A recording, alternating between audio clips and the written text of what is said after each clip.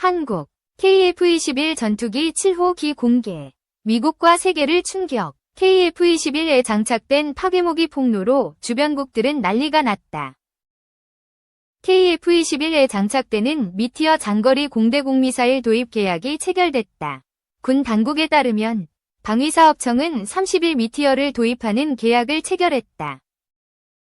KF-21 1차 양산에 맞춰 진행된 이번 계약을 통해 미티어 1차 구매분 100발이 들어올 예정이다. 아시아에서 미티어 미사일을 전투기에 탑재하는 것은 한국이 처음이다. 유럽 MBDA사가 제작하는 미티어는 램제트 덕티트 엔진의 추진력으로 최고 속도 마하 4.5로 비행해 200km 거라에 있는 공중 표적을 요격할 수 있다. 한국 공군이 운용 중인 미국산 암람 중거리 공대공 미사일보다 사거리가 훨씬 길고 종말 단계에서도 속도가 떨어지지 않은 채 표적에 돌입할 수 있다. 2. KF-21 전투기 자료 유출. 인니 기술자 5명. 검찰 송치. 경찰이 한국형 전투기 KF-21 관련 기술을 빼돌린 혐의를 받는 인도네시아 기술진을 검찰에 넘긴 사실이 뒤늦게 확인됐다. 방위사업청 국군방첩사령부 국가정보원으로 구성된 정보합동조사단이 경찰에 지난 3월 사건을 넘긴 지 9개월 만이다. 18일 수사당국에 따르면 경남경찰청 안보수사관은 지난 13일 부정경쟁방지법 대외무역법 위반 혐의로 인도네시아 기술자 5명을 검찰에 송치했다.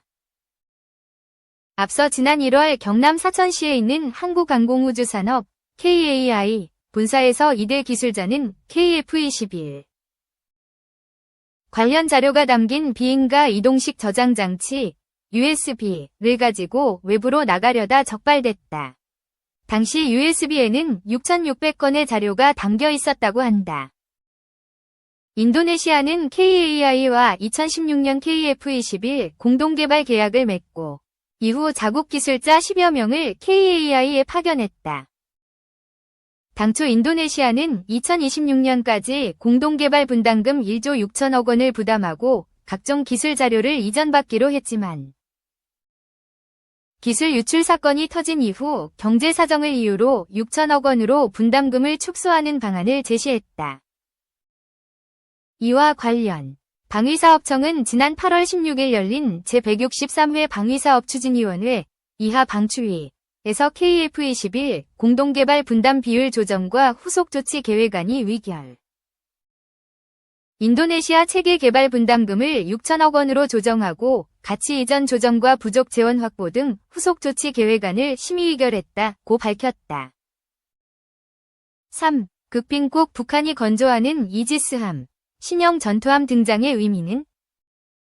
지난해 12월 30일 북한이 공개한 몇 장의 사진에 전문가들은 큰 충격에 빠졌다. 기껏해야 1,500톤짜리 초계함 정도가 가장 강력한 전력이었던 북한이 무려 북한판 이지스함을 건조하는 모습을 공개했기 때문이다. 지난해 9월 남포 해군조선소에서 건설 막바지 단계에 와 있는 모습이 포착된 실내 도크에서 건조 중인 것으로 파악된 이 전투함은 북한군이 지금까지 보유했던 그 어떤 유형의 군함보다 큰 덩치로 만들어지고 있다. 북한이 보유한 군함 가운데 가장 큰 배는 1995년을 전후로 북한에 넘어간 크리박 3급 호위함이었다. 고철로 판매된 이 배는 길이 123m, 폭 14m의 만재 배수량 3,500톤 정도였는데 이 배는 북한에 넘어갈 때부터 상태가 그리 좋지 않은 배였기 때문에 오랫동안 남포에 방치돼 있었을 뿐 실제 전력으로 편입되지는 못했다. 그런데 이번에 남포 해군조선소에서 발견된 배는 크리박 3보다 훨씬 크고 외형 역시 대단히 현대적인 모습을 하고 있었다. 이 배가 발견된 실내 도크는 상업용 위성사진을 통해 분석한 결과 길이 170m, 폭 30m 정도로 파악된다. 도크의 크기를 감안했을 때 이 배는 130에서 140m 정도의 길이와 15m 안팎의 폭을 가질 것으로 추정되는데 이는 러시아 해군의 현용 주력 호위함 어드미럴 고르시코프급과 유사한 크기다. 북한이 공개한 사진과 정보가 워낙 제한적이지만 전체적인 함형은 중국의 052D형 방공 구축함과 유사하고 이제 막 선체 모듈 조립이 끝난 상태로 파악된다. 이 신형 전투함에서 주목해야 할 것은 함교 외벽에 중형 이상의 위상 배열 레이더를 장착할 수 있는 공간이 마련되어 있다는 점. 함교 위에 대형 마스트를 얹을 수 있는 비교적 넓은 공간이 확보되어 있다는 점이다. 이는 이 배가 기존의 소형 회전식 레이더 대신 중대형 고정식 레이더를 장착하고 통합 마스트를 갖춘 현대식 전투함으로 만들어지고 있다는 것을 뜻한다. 함교와 함포 사이의 공간, 즉 A 포지션에는 수직 발사기 설치를 위한 공간까지 마련돼 있었다. 북한의 신형 전투함은 전체적인 크기와 레이더 장착 공간의 면적을 고려했을 때 중국보다는 러시아의 기술과 부품을 사용한 중형 방공 전투함으로 기획된 군함으로 보인다.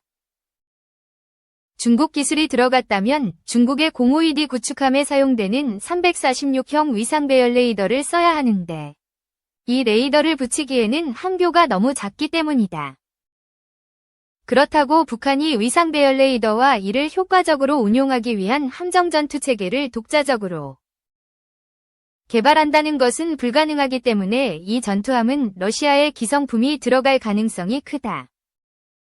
이 경우 가장 유력한 대안은 어드미럴 고르시코프급에 들어가는 레이더 전투 체계 동력 체계 무장 체계를 가져다 쓰는 것이다. 이 신형 전투함의 함교 크기를 고려했을 때 탑재 가능성이 가장 높은 레이더는 러시아제 SP-20K 위상 배열 레이더와 OP-27 3차원 대공 수색 레이더 조합이다. 러시아의 어드미럴 고르시코프급 호위함은 이 레이더를 레드웃 수직 발사 시스템에서 발사하는 9M962 계열 미사일과 조합해 함대 방공 임무를 수행할 수 있도록 제작됐는데 9M962는 기본형이 40km, 사거리 연장형인 9M962가 150km급 사거리를 가지고 있다.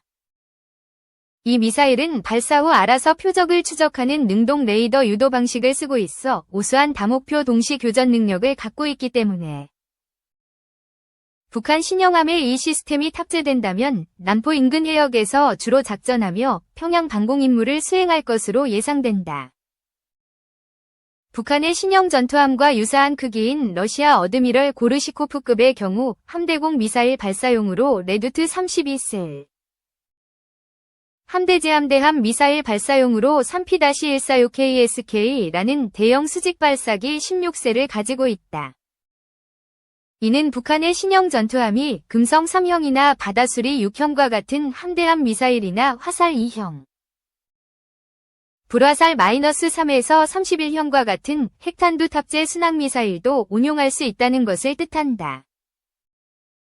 이 배가 완성되면 북한은 해군 창설 이후 처음으로 제대로 된 다목적 전투함을 보유하게 되는 것이다. 문제는 북한이 왜 이런 군함을 만들고 있냐는 것이다. 군함은 전차나 전투기 같은 무기와 비교했을 때 획득 비용에 0이 몇 개씩 더 붙는 값비싼 무기다. 특히 고성능 레이더와 방공무기를 탑재한 방공 전투함은 더욱 그렇다. 현대전에서 이런 전투함은 아군 함대는 물론 영해 영공에 대한 방공 임무도 맡지만 적의 해상지상 표적을 공격하고 나아가서는 통상 파괴 전략도 수행하는 자산으로 활용되는 대단히 공세적인 전력이다.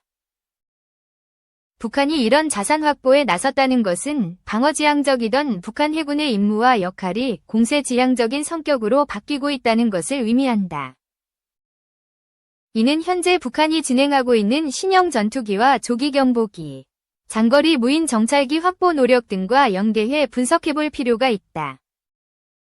그동안은 한반도에 한정된 군사전략을 가지고 있던 북한이 원해에서 미국과 일본에 대응하는 국제전쟁의 플레이어로 데뷔할 준비를 하고 있다는 것이다. 세계 각국이 무리하다 싶을 정도로 국력을 기울여 해군 군비 경쟁에 나서면 그 끝에는 반드시 세계대전이 있었다는 역사의 교훈을 잊어서는 안 된다. 조 바이든 행정부의 최고위급 인사들은 올해부터 2027년까지를 대만 이슈로 인한 미중 군사적 충돌 가능성이 가장 높은 시기라고 경고해온 바 있다. 유럽의 정치군사정보 최고위 관료들 역시 2024년부터 향후 5년이 러시아와의 전면전 발발 가능성이 가장 높다는 경고를 쏟아내고 있다. 이런 상황에서 각국, 특히 서태평양 각국은 경쟁적으로 해군력을 증강하고 있고 그 경쟁의 극빈국인 북한도 뛰어든 상황이다. 그럼에도 불구하고 대한민국은 너무도 평온하다.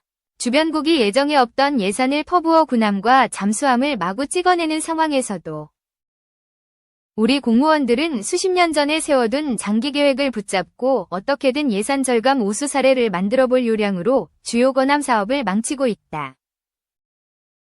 KDDX 사업은 계속해서 밀리고 있고 성능 부족 이슈가 제기된 한국형 호위함들도 신규 건조 사업이 지연되는 것은 물론 개량 계획 자체가 힘을 받지 못하고 있다. 건함 사업은 의사결정부터 배가 나오기까지 최소 10년이 걸리는 사업이다. 수년 뒤 한반도 주변 바다에서 위기가 발생하면 해상교통로로 먹고 사는 대한민국은 문을 닫아야 할 수도 있다는 사실을 위정자들이 지금이라도 깨닫기 바란다.